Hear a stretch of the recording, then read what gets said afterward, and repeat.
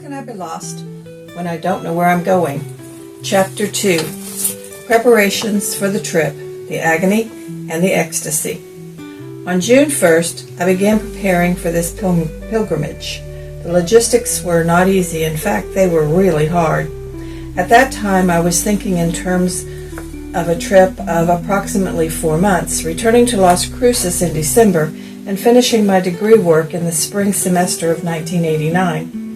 I had told Mark that I hated to think of looking for housing when I returned, and he suggested that I just keep my rental house. I knew I couldn't afford to do that, even though it would have been comforting to know I had a place to return to. I had a sublet clause in my lease, however. I recognized that to rent out the house with all my furnishings might prove to be more of a hassle than a blessing, so I let it go.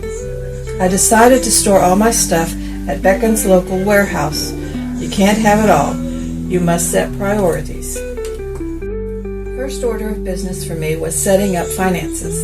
I called my investment company and got information on what must be done to have my monthly check deposited directly into a daily passport trust account I had.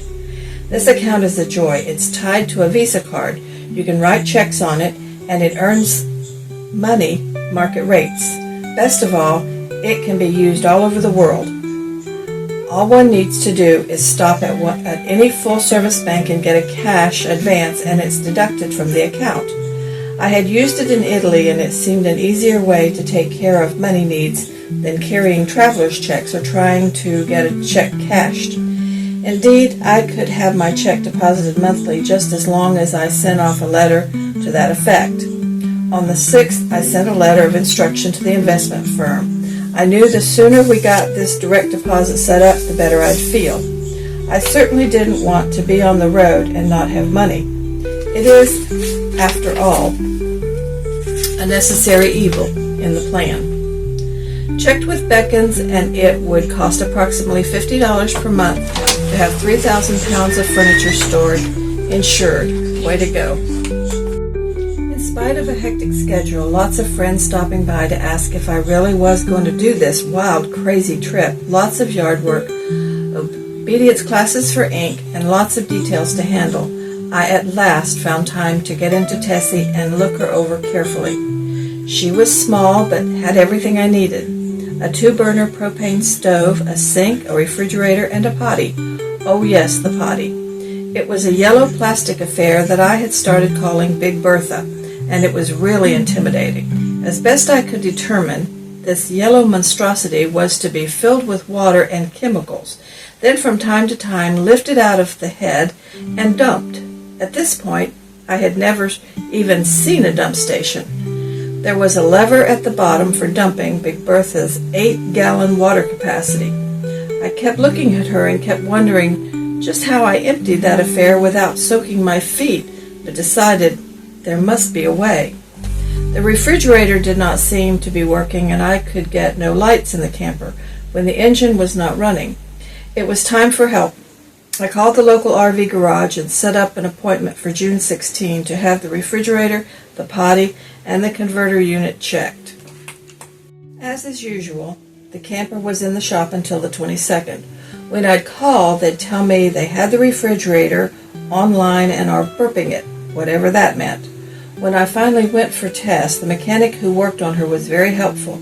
He showed me how the converter unit worked and told me I needed a deep cycling battery so that I would have lights when I wasn't plugged into electricity. The refrigerator was working and could be operated on 120 volts, propane, or battery. I inquired about a holding tank and found the cost too high. The mechanic said that the seals on Big Bertha no longer held.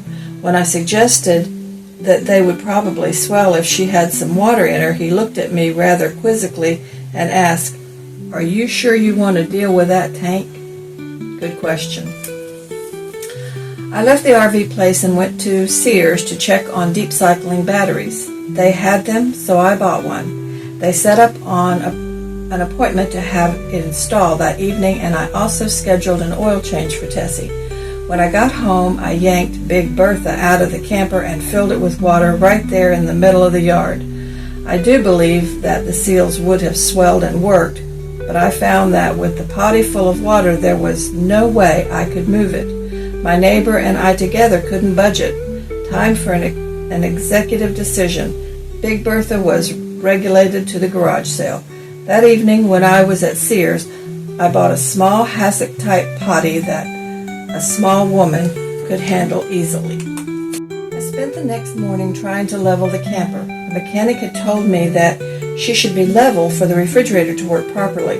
I put a small bubble level in the refrigerator, then I'd pull forward a bit, hop out, and into the camper to check. Then I'd back a bit and into the camper again to check the level.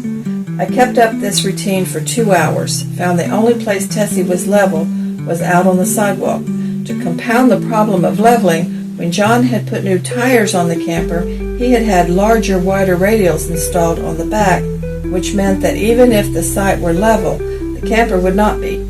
It never dawned on me at that stage of my experience to place a couple of boards under the front tires. No, I just kept backing and forwarding, laughing wildly as I hopped in and out of the camper to check the bubble. Thank God I'm not easily discouraged, but it did cross my mind that I really didn't know much about this camping routine. Some preparations were easier. I was sitting in Tessie after trying to bed for the first time and decided a sleeping bag was the way to go. No bed linens to deal with. I knew it would store easily on the deck along with a large plastic box for clothes. Tessie had come equipped with neat little blue denim storage bags hung in strategic places. There were 2 compartments for dishes by the stove. She had a shelf for canned goods and one for cooking equipment. The shelves in the clothes closet would accommodate 2 plastic storage boxes, plus my toaster oven, and still hold a few jackets and trousers. Ink's dry meal would fit below the hung clothes. I sat there and realized there was adequate space for one who wished to simplify her life, just no room for excess baggage. I had bought some of the rubberized matting that holds things secure, and how sweet it was to pull out of the drive and not have everything rolling around in the back of the camper. It really does work. I even wrapped the clothes rod with it and never had the hanger slip off. On the 27th, I popped the top. The spring was formidable. After a good spraying with WD-40, it worked more easily, but I knew my arm muscles were going to get a good workout each day. I applied a coat of Celastic to all the seams, around the zippers for the flaps, and to a few tiny holes I could see. Then I washed it and armoralled it. While I was working away, I thought, I still don't understand how this converter unit works. When I went into the house, I called the mechanic and wrote it all down. On the 28th, I made arrangements for a post office box and joined Good Sam. My next-door neighbors had lent me a copy of their Good Sam campground guide. It was such fun to read it and dream. I'm not sure I would ever have gotten myself together for this journey without the support of the Ivises. Ken and Marin were campers. They thought the Chinook was great.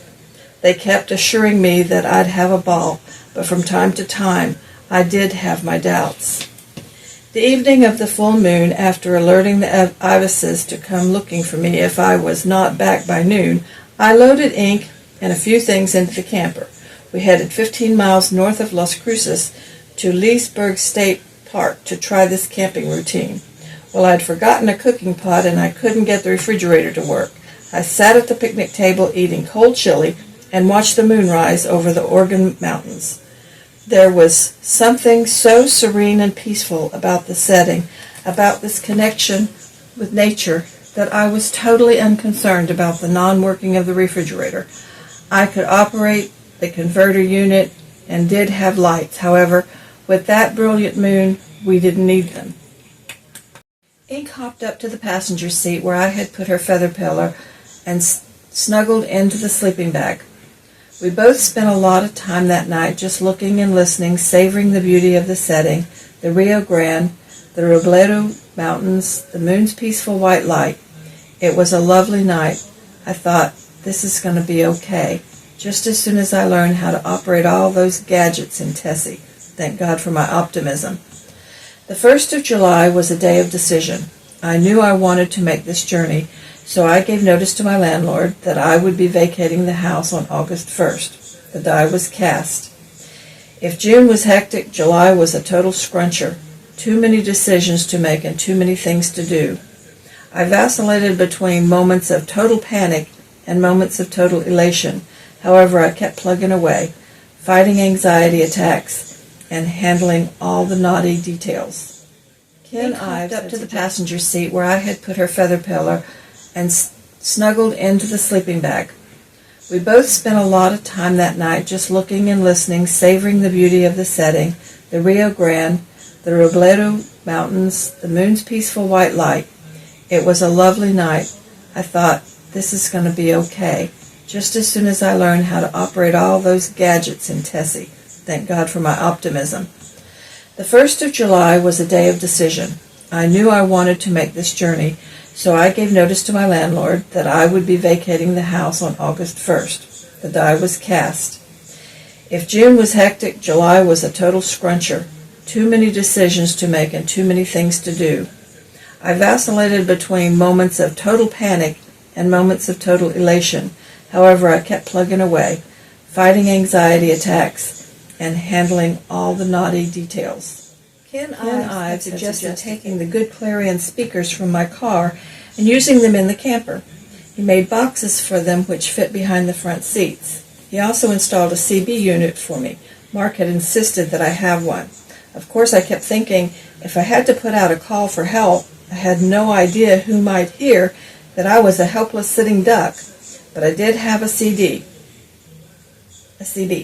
When Ken installed those speakers, I knew I'd have great sound and jazz all the way.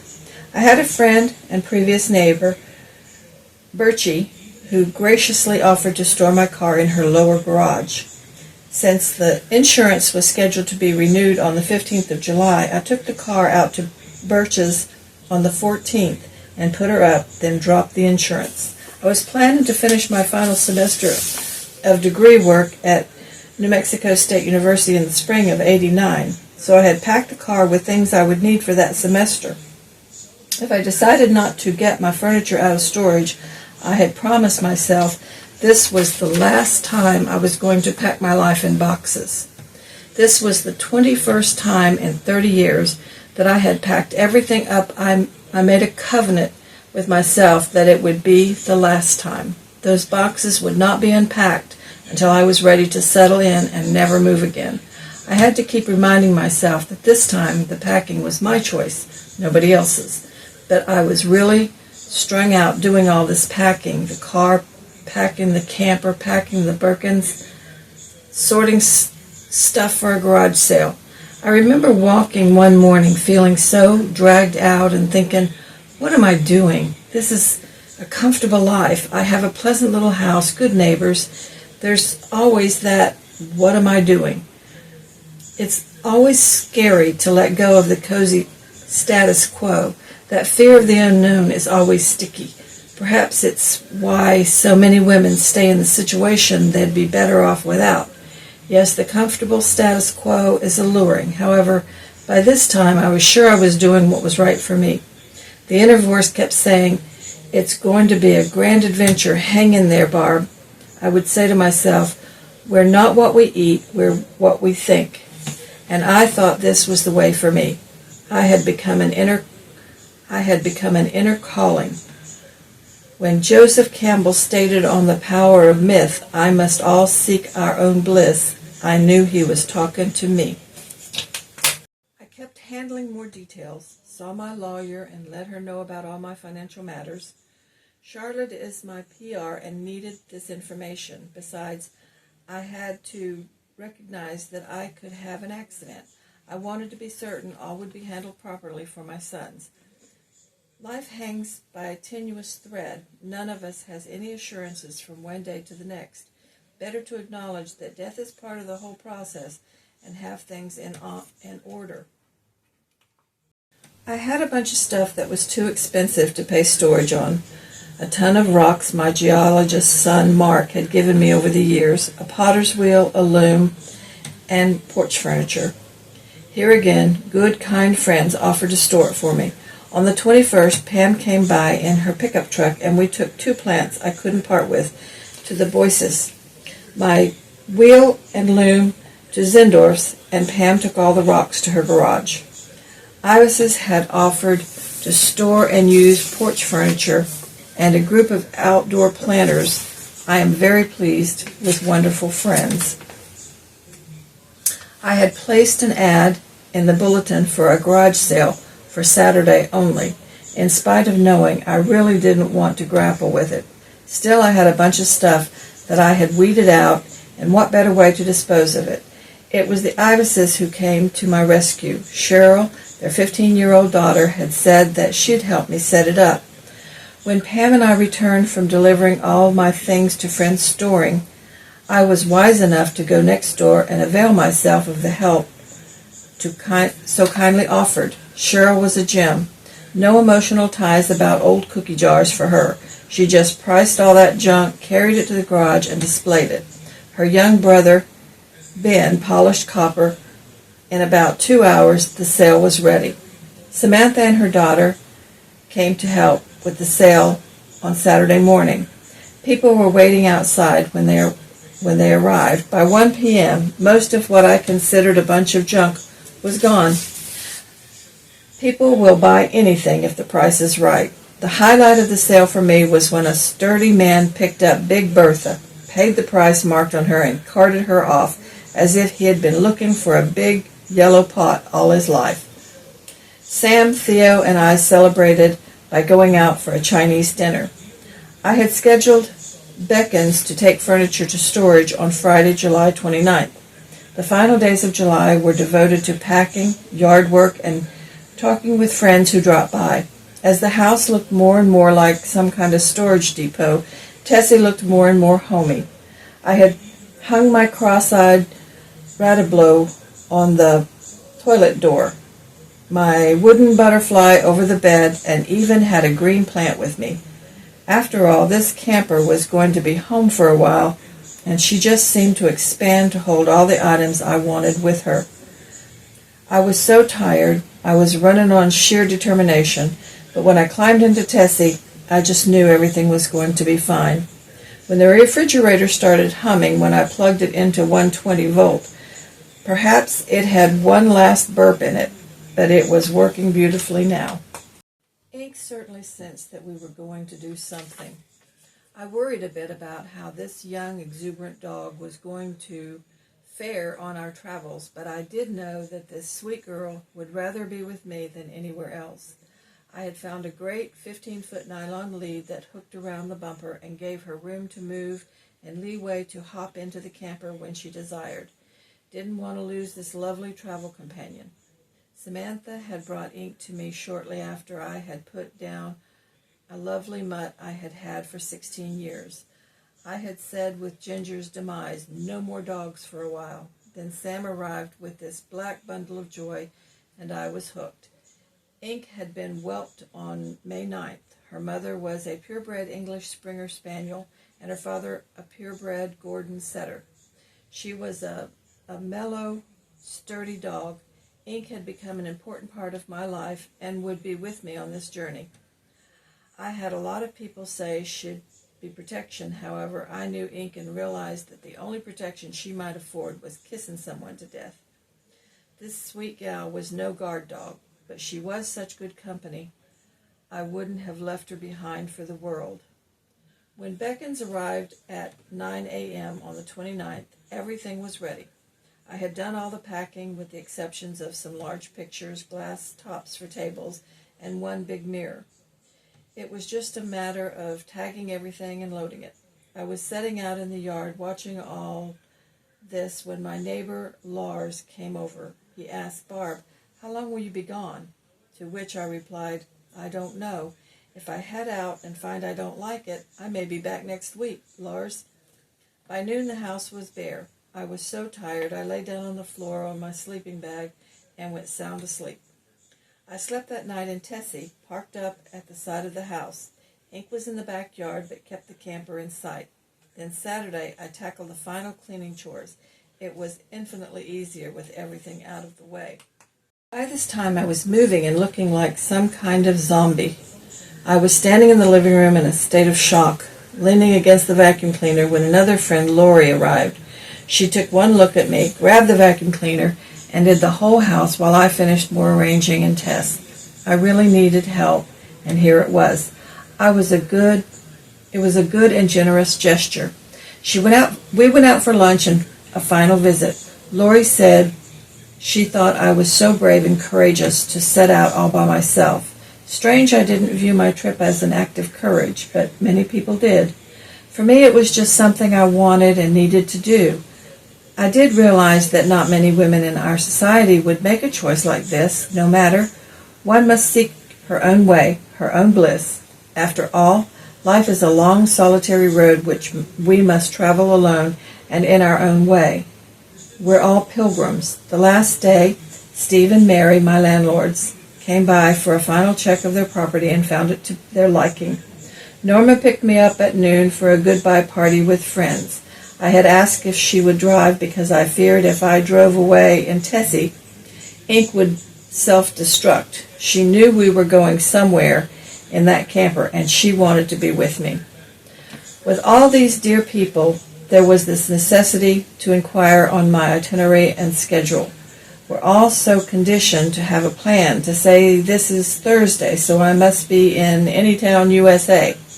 My refusal to commit myself to anything but the fact that I was heading north, then east, seemed hard for people to accept. For that matter, I wondered if I could ease off and just meander, as I hoped to do. I had promised myself that this journey was to take me anywhere I decided to go, with stops anywhere that looked inviting. I did not want to set up certain distances each day, just wanted to meander and enjoy. I was so blessed to have the time to do it. No 2-week vacation from work to see as much as possible. I had time and planned to savor it. The party was fun. I knew all these friends were concerned about my zany undertaking, and I was touched. I assured them I would not place myself in any compromising positions. Norma gave me a foot-operated tire pump in case of a flat a million miles from help. The Boyces gave me a compass so I'd know whether or not I was headed north. Zendorf's presented me with a bucket and shovel for any archaeological studies I might undertake. And Seamers gave me 2 key rings, one with a big thumb for hitchhiking, the other with a whistle for protection. Fun things from fun people whom I'd miss. Returned to the empty house and placed final phone calls to both my sons. Mark had sent me one of his AT&T credit cards and told me he expected a call once a week. I told him I'd not promised that, but would check in. Scott was admonishing me to drive carefully. There was a total role reversal here. I assured my sons that I would be fine, would drive carefully, and would stay in touch. I had given them my license number and knew if they needed me, the state police would find me somewhere on the nation's highways. I reminded them that no news is good news and that I love them very much. Took the phone off the wall and packed it in Tessie. After hugs and tearful goodbyes to the Ivises, I drove out to park up in Pam's driveway for the night and ease my jangled nerves in her jacuzzi. Pam Smith is an archaeologist with the Bureau of Land Management in Las Cruces, a delightful young woman whose friendship is very precious to me. It was Pam who was going to forward mail to me while I was traveling. Pammy understood my need to do this journey and was so supportive. It was nice to have a quiet evening with this good friend. We stretched out in the jacuzzi, listened to Beethoven, and discussed mail drops. I had to admit to being too afraid to make any more decisions. The synapses would not function. We both knew that mail sent to general delivery was held for 10 days, then returned to the sender. I decided that small towns with only one zip code and one post office were my preference. Pam said she'd check my local box once a week, sort out magazines and junk mail, and forward to me once a month. Not too definitive, but okay for starters.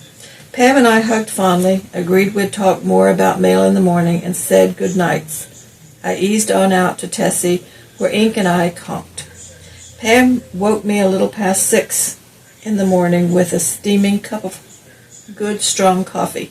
I felt like a truck had run over me, but tension will do that. We decided that Greeley, Colorado should be the first mail pickup.